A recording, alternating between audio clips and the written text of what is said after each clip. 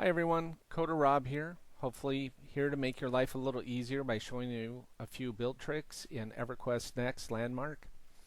So I'm going to be showing you how to make a column similar to the one over my shoulder there on the castle corner. There's another one there, another one up there. So I don't believe in doing more work. I try to do as little work as possible when I build, and that gives me more time to add elaborate detail by not spending my time doing the base build. So what I'm going to show you here is real quick how to build a column, which is easy if you know which tools to use. So as a bare minimum to do this, we're going to use the add tool and the selection tool. Selection tool is a bare must if you're doing any kind of building. That's going to save you so much time. To do anything without the selection tool is just honestly pointless. So I'm going to use the add tool. And if you don't know, the C button will toggle you between a square, a cube, and a sphere. So I want to be in the sphere mode. And since we're going to be doing a small column, I'm going to put in the smallest sphere possible, which is right here. And there we go. So what I want to do is I need to make a column, so I'm going to take the center of the sphere out, basically a ring of the sphere. So I'm going to put on the selection tool, and I'm going to click and drag and try to pull out the center of the sphere. Now, because the equator, or the very center of the sphere, doesn't have a vox on it, there's a vox right above it and right below it, I have to do 2 voxes high in order to truly get the center of the sphere out. Now, if this was a bigger sphere, that may not be the case, but because it's a smaller sphere, I do have to do 2 high. I'm just walking around it to make sure that my selection tool goes around the whole thing. Now, if you're not familiar with the selection tool, a mistake a lot of people makes the first few times they use it is they'll do just 1 vox as far as a selection, and then they can't grab these corners. So when you do a selection, click and drag it several voxes wide, otherwise you will not be able to grab the corners. So there I have it selected. I'm going to do a Control X, which cuts the center out, cuts out anything I have highlighted. I'm going to hit the Escape key, which makes my selection tool go away. And you can basically see I just took the middle out of that. And I'm going to now ignore that, and I'm going to do a Control V, which is a paste. I'm going to paste it over here. I'm going to paste it again on top of it. And I'm going to keep pasting on top till I have about 5 high. And that one's not lined up. Let me do one more here. There we go. Maybe one more. Alright. And that looks pretty good. Now it's not quite as smooth as I like, so I'm going to hit Escape to get rid of that paste. This is where I'm going to pick the Smooth tool. And I'm going to put it on a big square and highlight the whole thing. And I'm going to smooth it a little more. There we go.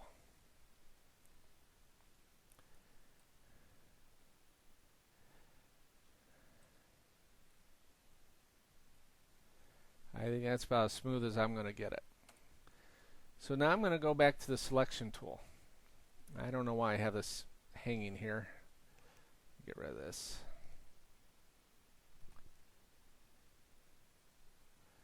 Alright, I'm going to go back to the selection tool. And once again, I'm going to select all of this except for the top vox and the bottom vox. And the reason is if you look, the bottom vox is touching the ground and it may be a little distorted. And the top vox is rounded. And so I don't want that distortion. I just want the center part, which is just a nice clean column. And I almost didn't get it all. There we go. We got it all. I'm going to do a Control X again, like I did before, and Escape again. And you see I left the bottom and the very top. And we're going to ignore that. I'm going to come over here. I'm going to put it on my pedestal. But I'm also going to get some height here. I'm going to use my grappling hook to get up here so I can see where I'm putting it. I'm doing Control V to paste. And I'm just pasting it one on top of the other.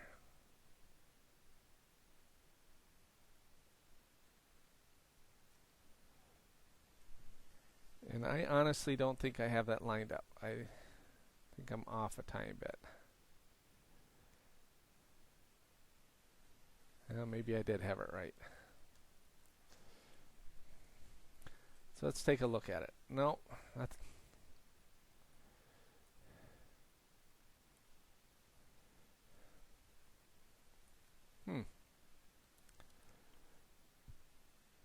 use my smoothing tool here again. It's got a little dimple on the side. There we go. And there's my column.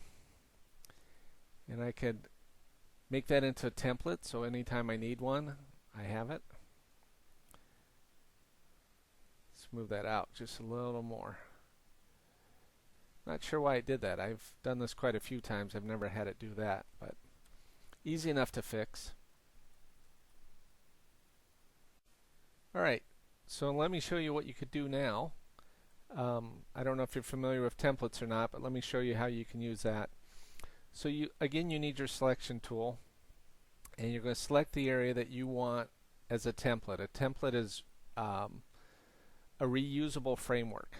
So anytime you need it again, you could just load it from the template and not have to rebuild it. So you highlight the area that you want for your template.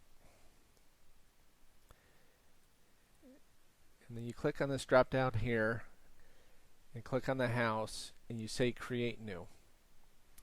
And you enter a name for it. Stone column. Give that an OK.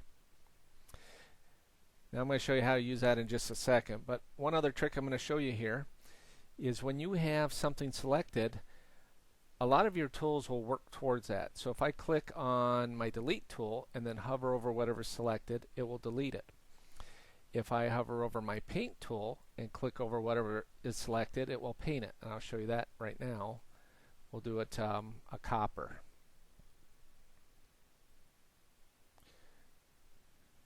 So it's just that easy to recolor something once you have it selected. Okay, if I don't like copper, let's try a wooden column. I may not have enough wood for that. I don't know. We can try.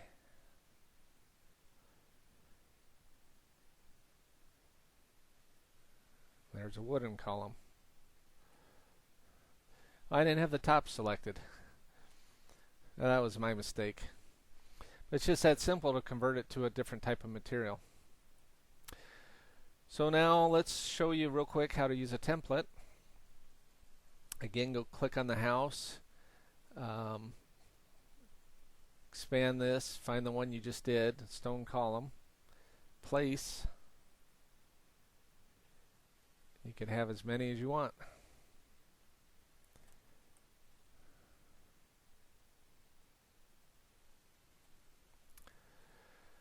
So again, I'm Coder Rob, and I hope this has been helpful. And I hope to see you on future videos. Take care.